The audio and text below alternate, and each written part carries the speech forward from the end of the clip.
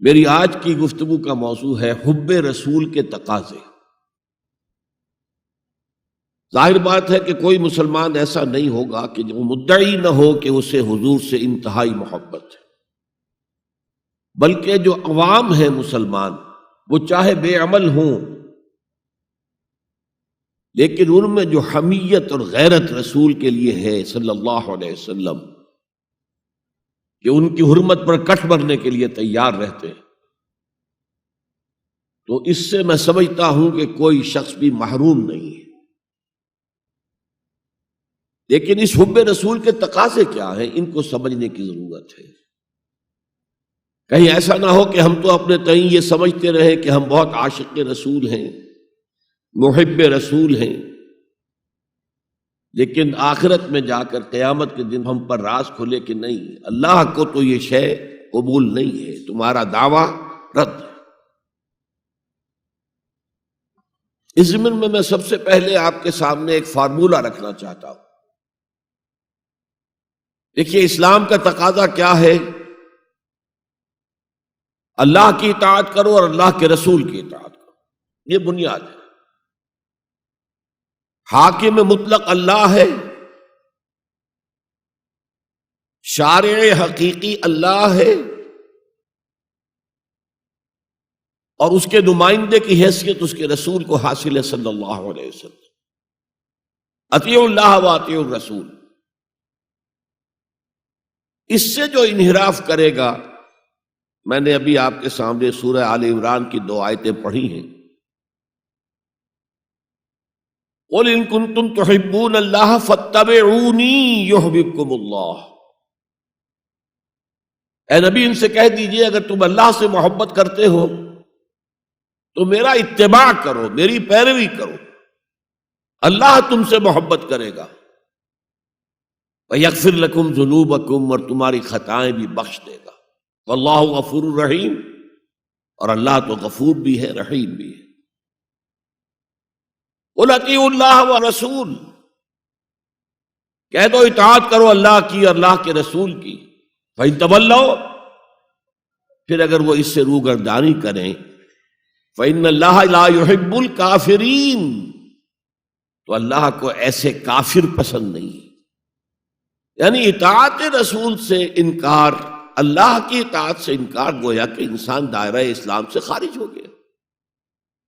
تو اطاعت اللہ کی، اطاعت رسول کی، یہ تو اسلام کا بنیادی مطالبہ ہے۔ اگر یہ بھی نہیں ہے تو پھر کچھ نہیں، اگر یہ نہیں تو بابا پھر سب کہانیاں۔ اب ذرا اس سے قدم اوپر اٹھیے، اطاعت کے ساتھ محبت۔ جب اللہ کی اطاعت کے ساتھ اللہ کی محبت جمع ہو جائے گی تو اس کا نام ہے عبادت۔ امام ابن تیمیہ رحمۃ اللہ علیہ کے جو شاگرد رشید ہیں، حافظ ابن قیم رحمۃ اللہ علیہ، انہوں نے عبادت کی ڈیفینیشن کی ہے۔ عبادت کیا ہے؟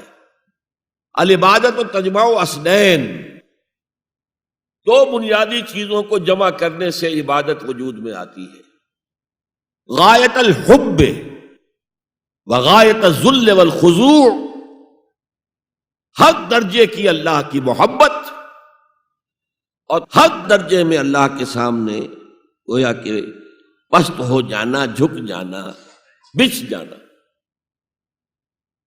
انتہائی اطاعت، انتہائی محبت۔ انتہائی میں کیوں کہہ رہا ہوں؟ سورہ بقرہ کے 20ویں رکوع کی پہلی آیت ہے، والذین آمنوا اشد حبا للہ، اور جو لوگ صاحب ایمان ہوتے ہیں وہ شدید ترین ہوتے ہیں اللہ کی محبت میں۔ بعد میں یہ تو مثبت انداز ہے، منفی انداز میں جو آیت آئی ہے وہ بہت سخت وعید والی ہے، وہ میں بعد میں آپ کو سناؤں گا، تلاوت میں نے کی ہے۔ فارمولہ یہ ہے، اللہ کی اطاعت جمع شدید محبت برابر ہے عبادت کے، اور یہ عبادت جو ہے ہمارا مقصد تخلیق قرار دیا گیا۔ سورہ زاریات کی یہ آیت آپ میں سے حضرات کے علم میں ہوگی، وَمَا خَلَقْتُ الْجِنَّ وَالْإِنسَ إِلَّا لِيَعْبُدُونَ، میں نے جنوں اور انسانوں کو نہیں پیدا کیا مگر صرف اپنی عبادت کے لیے۔ یہ ہمارا مقصد تخلیق ہے۔ اس میں سے اطاعت والے حصے کی صحیح ترجمانی کی شیخ سعدی رحمۃ اللہ علیہ نے، زندگی آمد برائے بندگی، زندگی تو آئی ہے اطاعت کے لیے، بندگی کے لیے، غلامی کے لیے، عبدیت کے لیے۔ زندگی آمد برائے بندگی، زندگی بے بندگی شرمندگی۔ اگر اللہ کی بندگی ہی نہیں ہے تو سراسر شرمندگی ہے یہ، اور کچھ بھی نہیں۔ تو اللہ تعالیٰ کی عبادت جس کے لیے ہمیں پیدا کیا گیا، اسی کی دعوت تمام رسولوں نے دی۔ یا قوم اعبدوا اللہ ما لکم من الہ غیرہ، اے میری قوم کے لوگوں، اللہ کی عبادت کرو، تمہارا کوئی معبود اس کے سوا نہیں ہے۔ حضرت نوح کی دعوت بھی یہی تھی، حضرت ہود کی بھی یہی تھی، حضرت صالح کی بھی یہی تھی، حضرت شعیب کی بھی یہی تھی۔ بس فرق کیا ہے کہ پہلے رسول آتے تھے اپنی اپنی قوموں کی طرف صرف، لہذا آپ کو ان رسولوں کے ضمن میں ملے گا یا قوم اعبدوا اللہ ما لکم من الہ غیرہ، اے میری قوم کے لوگوں، اللہ کی عبادت کرو، اللہ کی بندگی کرو، اللہ کی پرستش کرو، اسی کو اپنا محبوب اصلی بناؤ اور اس کے ہر حکم کی اطاعت کرو۔ یا قوم اعبدوا اللہ ما لکم من الہ غیرہ۔ نبی اکرم صلی اللہ علیہ وسلم پر آ کر، کیونکہ آپ کی بعثت ہے پوری نوع انسانی کے لیے، تو اب یا قومے کا لفظ نہیں رہا، یا ایھا الناس، اے لوگو، اے بنی نوع انسان۔ یا ایھا الناس اعبدوا ربکم الذی خلقکم والذین من قبلکم لعلکم تتقون، اے لوگو عبادت کرو، بندگی کرو، پرستش کرو اپنے اس رب کی جس نے تمہیں بھی پیدا کیا اور جو تم سے پہلے تھے ان کو بھی پیدا کیا، تاکہ تم بچ سکو۔ یہ کیوں کہا دوہرا کر تم سے پہلوں کو بھی پیدا کیا؟ اس لیے کہ اکثر و بیشتر گمراہ لوگ، مشرکین کیا کہتے تھے اپنے رسولوں سے کہ ہم تو بس جی اپنے آباء و اجداد کے رستے پر چلیں گے، ما وجدنا علیہ آباءنا، جس طریقے پر، جس طرز عمل پر ہم نے اپنے آباء و اجداد کو پایا ہے ہم نے اسی پر چلنا ہے۔ تو واضح کر دیا تم بھی مخلوق ہو، وہ بھی مخلوق تھے، تم بھی انسان ہو، وہ بھی انسان تھے، تم سے بھی غلطی ہو سکتی ہے، ان سے بھی ہو سکتی تھی، لہذا یہ اصول نہیں ہے کہ جو بھی آباء و اجداد کی ریتیں ہیں، رسمیں ہیں، طریقے ہیں اور جو ان کے عقیدے ہیں انہی کو آپ لے کر چلیں، بلکہ آپ تو تلاش کریں صحیح عقیدہ کیا ہے، صحیح زندگی گزارنے کا طریقہ کیا ہے، اس کو اختیار کریں۔ یا ایھا الناس اعبدوا ربکم الذی خلقکم والذین من قبلکم لعلکم تتقون، تاکہ تم بچ جاؤ جہنم کی آگ سے۔ یہ جو میں نے بتایا کہ اطاعت کلی، ہمہ تن، ہمہ وقت، ہمہ وجوہ، جزوی اطاعت نہیں، بس یہ ذرا نوٹ آف کوشن ہے۔ اگر ہم اللہ کا ایک حکم مانیں گے، ایک نہیں مانیں گے، یہ جزوی اطاعت ہے، یہ اللہ کو قبول نہیں ہے۔ اللہ کی طرف سے تو یوں سمجھیے کہ پیکج ڈیل ہے، ٹیک اٹ اور لیو اٹ، لینا ہے تو پورا لو ورنہ دفع ہو جاؤ، اللہ کو تمہاری ضرورت نہیں ہے، تمہیں اللہ کی ضرورت ہے۔ یا ایھا الذین آمنوا ادخلوا فی السلم کافہ، اے ایمان والو اسلام میں داخل ہونا تو پورے کے پورے ہو، ادھورے نہیں۔ اور سورہ بقرہ کی آیت نمبر 85 کے اندر تو جو وعید آئی ہے، افتؤمنون ببعض الکتاب وتکفرون ببعض، کیا تم ہماری کتاب، ہماری شریعت کے کچھ حصے کو مانتے ہو اور کچھ کو رد کرتے ہو؟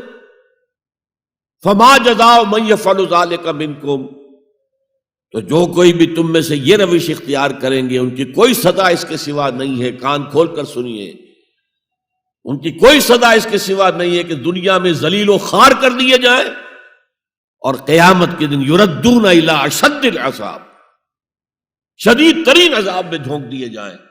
وما اللہ بغافل عما تعملون، اللہ غافل نہیں ہے، بے خبر نہیں ہے، لا علم نہیں ہے اس سے کہ جو تم کر رہے ہو۔ تم اپنی داڑھیوں کے طول سے اللہ کو دھوکہ نہیں دے سکتے، تم اپنے پائجاموں کو ٹخنوں سے اوپر رکھے اللہ کو دھوکہ نہیں دے سکتے کہ تم بہت متبع رسول ہو، تم اپنے عمروں اور حجوں سے اللہ کو دھوکہ نہیں دے سکتے، اللہ کو معلوم ہے کہ حرام کی کمائی سے حج کیا ہے تم نے۔ حرام کی کمائی سے عمرہ کیا ہے تو یہ جو جزوی اطاعت ہے کوئی اطاعت نہیں، اللہ کو قبول نہیں۔ آدمی سوچتا ہے کہ چلیے میں نے یہ کام اچھے کیے، یہ برے کیے، مجھے اچھے کاموں کا کچھ کریڈٹ بھی تو ملنا چاہیے نا، لیکن نہیں، اللہ کہتا ہے جزوی اطاعت منہ پر دے ماری جائے گی۔ اور جو دنیا کی سزا ہے وہ تو ہم اپنی آنکھوں سے دیکھ رہے ہیں، 130 140 یا 150 کروڑ مسلمان دنیا میں ہیں، ذرا اندازہ کیجیے۔ لیکن ہماری رائے کی کوئی اہمیت ہے؟ بین الاقوامی معاملات میں کوئی ہم سے مشورہ لیتا ہے کیا؟ آپ کا کیا خیال ہے؟ کس نمی پرست کے بھیا کیستی، ایسے بھی ملک تھے کہنا چاہیے، اب تو ان کا حال پتلا ہے، دولت کے انبار تھے ان کے پاس، لیکن ان کا مذاق اڑتا تھا مغربی ممالک، وہ چاہے سعودی بادشاہ ہوں اور چاہے وہ UAE کے امیر ہوں، مذاق ہی اڑتا تھا، کوئی حیثیت نہیں۔ حالانکہ کتنا بڑا رقبہ ہے انڈونیشیا کے آخری جزیروں سے لے کر موریتانیہ تک، سالڈ اسلامی آبادی، مسلمان آبادی۔ آپ کہیں گے کہ یہ بھارت جو ہے اس میں تو اکثریت تو نہیں ہے، لیکن 15 کروڑ یا 18 کروڑ تو آدمی یہاں موجود ہیں، لیکن کوئی عزت، کوئی حیثیت دنیاوی بین الاقوامی سطح پر۔ بہرحال یہاں بھی ہیں لوگ، کھاتے پیتے لوگ ہیں، ان کی اپنی کچھ عزت ہے اپنے معاشرے کے اندر، لیکن بحیثیت امت، بحیثیت قوم کیا حیثیت ہماری؟ تو الا خزی فی الحیات دنیا، وہ تو ہماری نگاہوں کے سامنے موجود ہے۔ اب قیامت کے دن کے بارے میں جو دھمکی اللہ نے دی ہے، وَيَوْمَ الْقِيَامَةِ يُرَدُّونَ إِلَىٰ أَشَدِّ الْعَذَابِ، قیامت کے دن شدید ترین عذاب میں جھونک دوں گا۔ اس پر اللہ سے معافی طلب کی جا سکتی ہے، دعا ہی کی جا سکتی ہے، اللہ ہم پر رحم فرمائیے۔ خليل بالقرآن هو إمامنا على هداية الله آمتنا، كلام ربنا هدايتنا، عطاء جبريل على رسولنا